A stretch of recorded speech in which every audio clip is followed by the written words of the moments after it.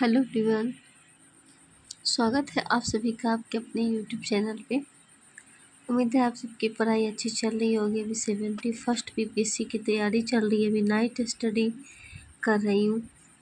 मूल अधिकार है जिसका रिवीजन कर रही हूँ।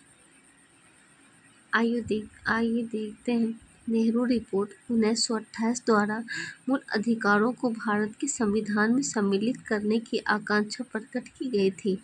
भारतीय संविधान में भाग 3 के अंतर्गत अनुच्छेद 12 से 35 में मूल अधिकारों का वर्णन किया गया है। समानता का अधिकार, स्वतंत्रता का अधिकार, शोषण के विरुद्ध अधिकार, धर्म की स्वतंत्रता का अधिकार, सांस्कृतिक और शिक्षा संबंधी अधिकार, संवैधानिक उपचारों का अधिकार। अनुच्छेद 352 के तहत आपात के उद्घोषणा के परिवर्तन की स्थिति में अनुच्छेद 358 एवं 59 के प्रावधानों के अंतर्गत ही मूल अधिकारों का निलंबन किया जा सकता है। मूल अधिकारों का न्याय योगवाद योग रूप में संविधान में रखा गया है। वर्तमान में कुल 6 मौलिक अधिकार प्रदान किए गए हैं, जबकि मूल संविधान में 7 मौलिक अधिकार थे। संविधान का अनुच्छेद 14 यह सुनिश्चित करता है कि किसी भी व्यक्ति को विधि की समक्ष समता से या विधियों के समान संरक्षण से वंचित नहीं किया जाएगा।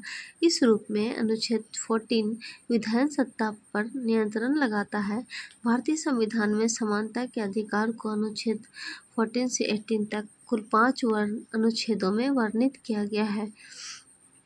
विधि की समक्ष समानता, विधि की समक्ष समता। अनुच्छेद 14 धर्म, मूल, वंश, जाति, लिंग या जन्मस्थान के आधार पर विभेद का प्रतिषेध। अनुच्छेद 15 लोक नियोजन के विषय में अवसर की समता। अनुच्छेद 16 अस्पृश्यता छुआछूत का अंत। अनुच्छेद 17 उपाधियों का अंत। अनुच्छेद 18 अनुच्छेद 19 से 22 तक संविधान के अंतर्गत इन संविधान के अधिकार वर्णित हैं। अनुच्छेद 19 के अंतर्गत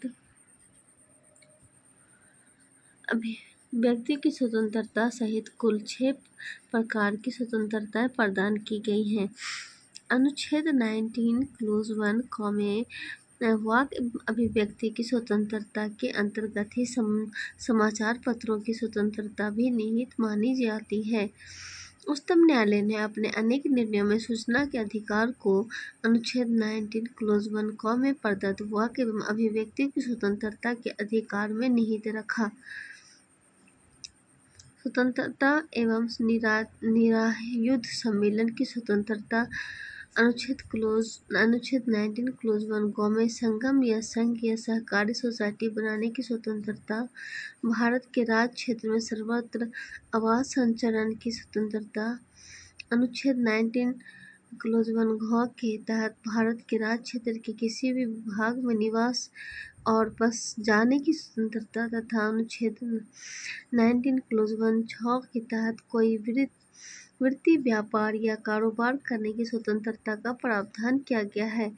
44वें संविधान संशोधन अधिनियम 1978 के द्वारा अनुच्छेद 19 क्लोज 1 च का लोप कर दिया गया।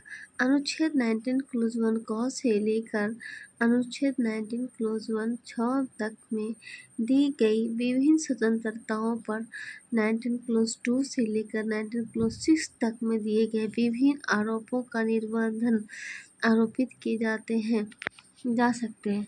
अनुच्छेद 20 का संबंध अपराधों के लिए दोष सिद्धि के संबंध में आरक्षण से।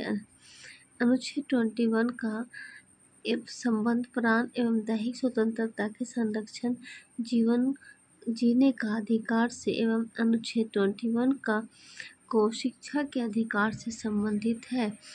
अनुच्छेद 22 में कुछ दशाओं में गिरफ्तारी और निरोध से संरक्षण का प्रावधान किया गया है। भारतीय संविधान का अनुच्छेद 24 14 वर्ष के कम की आयु के बालकों के कारखानों, खनन इत्यादि परिसंकटमय क्षेत्रों में नियोजन को निषिद्ध करता है। इन सब क्षेत्रों में 14 वर्ष से कम उम्र के बालकों से काम कराना मना है, जबकि अनुच्छेद 23 मानव के दुर्व्यवहार और बलात्कार श्रम का प्रतिषेध करता है। भारतीय संसद द्वारा निर्मित सिविल अधिकार संरक्षण अधिनियम 1955 के अंतर्गत भारतीय समाज में अस्पृश्यता को दंडनीय अपराध घोषित किया गया। भारतीय संविधान के अनुच्छेद 21 में प्रतियुक्त दैहिक स्वतंत्रता शब्दावली में संचरण अर्थात कहीं भी जाने का अधिकार यानी विदेश भ्रमण का भी निहित है।